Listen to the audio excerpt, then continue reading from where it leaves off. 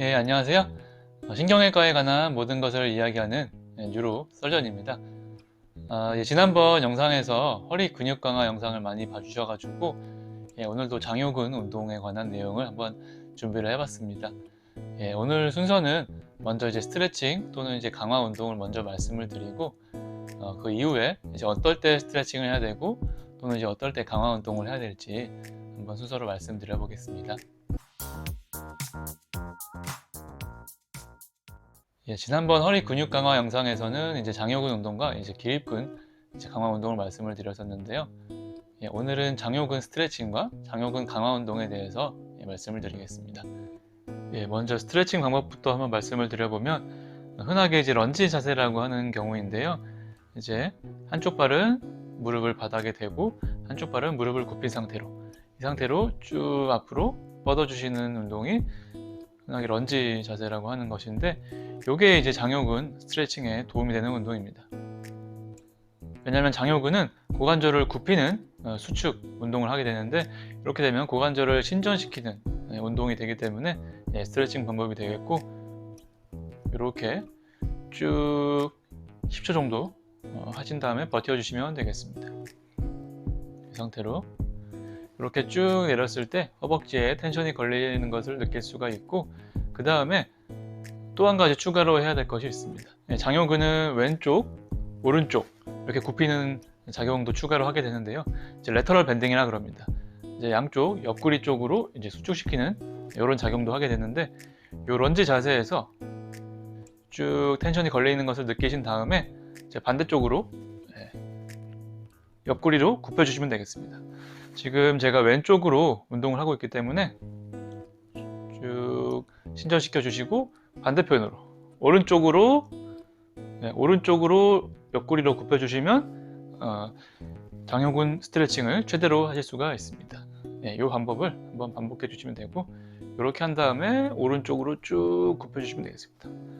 만약에 오른쪽으로 하실 때는 이렇게 반대로 돌아서 이런 식으로 쭉 스트레칭하고 반대쪽으로 쭉 하면은 이렇게 충분히 이완되시는 것을 느낄 수가 있습니다. 그리고 장요근 운동은 엎드려서 할 수도 있는데요. 장요근이 이제 고관절을 수축, 굴곡시키는 작용을 하기 때문에 반대로 이완, 신전 시켜주는 작용을 해주시면 되겠습니다. 그래서 최대로 이런 식으로 쭉 들어주시고 쭉 들어주시고 이런 식으로 쭉 들어주시고 이런 식으로. 이 운동은 이제 오랫동안 유지하기는 힘들어서 장요근 스트레칭 운동을 할 수는 있지만, 두 가지 방법 중에는 첫 번째 런지 자세로 스트레칭 해주시는 것이 좋겠습니다. 벌써 장요근 스트레칭만 했는데 벌써 땀이 많이 나네요. 일단은 강화 운동을 이어서 한번 해보도록 하겠습니다. 지난번 이제 허리 근육 강화 영상에서 장요근 강화 운동을 말씀드렸는데요. 오늘 말씀드린 내용도 똑같습니다. 그래서 의자에 앉아서 지난번 방법과 똑같이 한쪽 다리를 최대한 수축시켜 주시면 되겠습니다. 그래서 최대한 무릎을 가슴까지 끌어당긴 후에 10초 정도 버텨주시면 되겠습니다. 이런 식으로 버텨주시고 풀어주시고 최대한 해주시고 풀어주시고, 그때 말씀드린 것처럼 이런 식으로 10번 반복해 주시면 되겠습니다. 그리고 요거는 이제 앉아서도 할 수도 있고 서서도 할 수 있기 때문에 일반적으로 산책하면서 걸을 때도 하실 수가 있습니다. 어떻게 하시냐면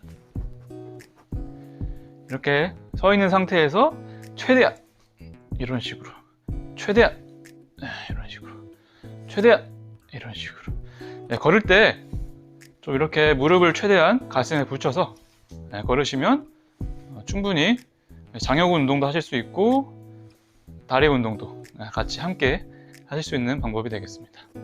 이렇게 장요근 스트레칭과 강화 운동에 대해서 말씀을 드렸습니다.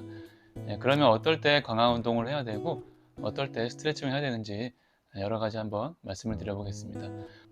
우선 장요근이 긴장 상태인지 타이트한 상태인지 확인해 보는 방법이 있는데요. 누워서 한번 말씀을 드리겠습니다. 이렇게 누워서 확인해 볼 수 있는 방법인데요. 침대나 소파에서 한쪽 다리를 떨어뜨린 상태에서 확인해 볼 수 있는 방법입니다. 이렇게 누운 상태에서 한쪽 다리는 떨어뜨리시고 반대편 다리를 이제 구부리시면 되겠습니다. 이렇게 구부린 상태에서 정상적으로는 이제 왼쪽 다리가 딸려오지 않습니다. 하지만 긴장 상태, 타이트한 상태일 때는 이런 식으로 딸려오는 경우가 있습니다. 그럴 경우에는 이제 장요근이 항상 수축된 상태, 긴장된 상태라고 보시면 되고, 이렇게 딸려 올라오게 되고 무릎을 폈는데도 그래도 올라와 있다. 그러면 정말 긴장된 상태라고 보시면 되겠습니다. 일반적으로는 이렇게 구부려도 다리가 끌려오지 않기 때문에 이렇게 침대나 소파에서 한번 확인해 보시면 되겠습니다. 네, 그 다음으로는 전방 경사가 심한 경우입니다. 이제 옆에서 엑스레이를 찍었을 때 요추 전만이 심하게 있는 분들이 있습니다. 이제 그것은 이제 장요근이 짧거나 또는 정말 과하게 수축되어 있는 상태일 때 골반 쪽에서 허리를 심하게 당기는 경우가 있는데요. 이제 그렇게 되면 이제 장요근이 요추 1번부터 5번 이렇게 전체적으로 다 붙어 있기 때문에 허리를 이제 아래쪽으로 당기는 힘을 많이 받습니다. 그래서 골반 각도도 틀어지고 그리고 허리도 아래쪽으로 당겨지고, 그래서 요추 전만이 이제 과하게 일어나게 돼서 오리궁뎅이 형태, 엉덩이가 튀어나오고 허리가 앞으로 쏠리는 이런 형태를 보일 수가 있습니다. 무게중심이 앞으로 쏠리기 때문에 항상 허리 통증이 동반될 수가 있습니다. 그래서 이런 경우에는 충분히 이완 운동, 즉 스트레칭 운동을 충분히 해주셔야지 호전될 수가 있습니다. 반대로 전방 경사가 아니라 일자 허리인 경우가 있는데요. 이것은 이제 장요근이 심하게 수축된 상태가 아니라 오히려 너무 풀어진 상태, 오버 스트레칭이라고 하는데, 너무 늘어지거나 풀어지거나 해서 아래쪽에서 당길 힘이 없는 경우입니다. 그래서 허리가 요추 전만 곡선을 보이지 않고 일자로 이렇게 서게 되는 모양인데요. 이런 경우를 이제 일자 허리라고 부르는데, 일자 허리는 이제 요추 전만이 소실되어서 뒤쪽으로 오히려 뒤쪽으로 꺾인 모양을 보이는 경우도 있습니다. 이제 그럴 경우에는 이제 디스크가 이제 후방으로 탈출하는 힘을 많이 받기 때문에 디스크 탈출이 많이 발생할 가능성이 있어서 이런 경우에는 강화 운동을 충분히 해주시면 되겠습니다. 그 다음에 말씀드릴 내용은 이제 양쪽 다리 길이의 불균형입니다. 타이트한 장요근이 양쪽에 차이가 있는 경우가 있는데요. 만약 이쪽에 타이트한 장요근이 있다고 했을 때 이제 전방 경사를 유발하게 되고, 이제 그러면서 이제 한쪽으로 과하게 수축되어 있는 상태이기 때문에, 그래서 타이트한 장요근이 있는 다리를 이제 인터널 로테이션이라고 해서 안쪽 방향으로 틀어지게 만듭니다. 그리고 반대편 다리는 이제 밸런스를 맞추기 위해서 익스터널 로테이션이라고 해서 바깥쪽으로 틀어지게 만듭니다. 그래서 걸을 때 영향이 있습니다. 이제 걸을 때 안쪽으로 틀어져 있는 다리가 이제 고관절 쪽으로 더 깊게 들어가게 됩니다. 그래서 걸을 때마다 양쪽 다리에 기능적인 불균형을 유발할 수가 있습니다. 그 다음으로 변비가 심할 수 있는데요.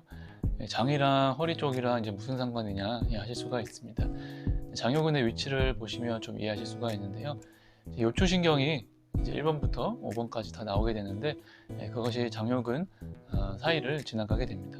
그래서 장요근이 만약에 과하게 수축되어 있는 상태라고 하면 이제 신경 전달에도 이상이 있을 수가 있고, 주변으로 이제 혈액순환에도 영향이 있을 수가 있어서 장 기능이 떨어질 수가 있습니다. 그래서 변비를 유발하는 경우가 있습니다.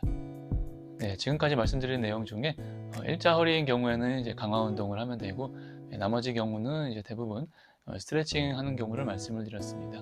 그리고 지금까지 말씀드린 내용 중에 해당이 안 되시는 분들은 이제 강화 운동을 하시면 되는데요.